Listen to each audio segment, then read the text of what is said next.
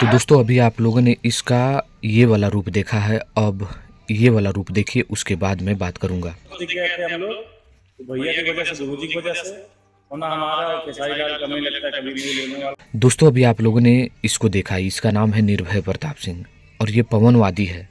तो जो लोग पवनवादी होकर पवन को छोड़ सकता है, वो खेसारी लाल यादव को कैसे नहीं छोड़ सकता है। और ये ऐसे लोगों को खेसारी लाल यादव की टीम ने खेसारी लाल यादव की टीम में शामिल किया है। यानी इस निर्भय प्रताप सिंह को वहाँ पर काम नहीं मिला तो खेसारी लाल यादव के साथ मिलकर इस तरह का बातें कर रहा है। यानी खेसारी लाल यादव ब्रांड है, ये है वो है। यही अगर खेसारी लाल यादव की तरफ से अगर एक काम इसको नहीं मिलता है तो कल ये फिर आकर खेसारी लाल यादव को उल्टा पुल्टा बोलेगा।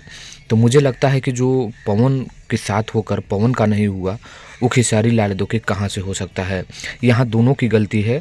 जब खेसारी लाल यादव के पर आफत दो आदमी ने किया हुआ था, आपको याद होगा, गौतम सिंह और समर प्रताप सिंह, उसको पवन सिंह ने साथ में लेकर आए थे। तो ये भी देखिए खेसारी लाल यादव ये दो लोगों को साथ में लेकर आए हैं।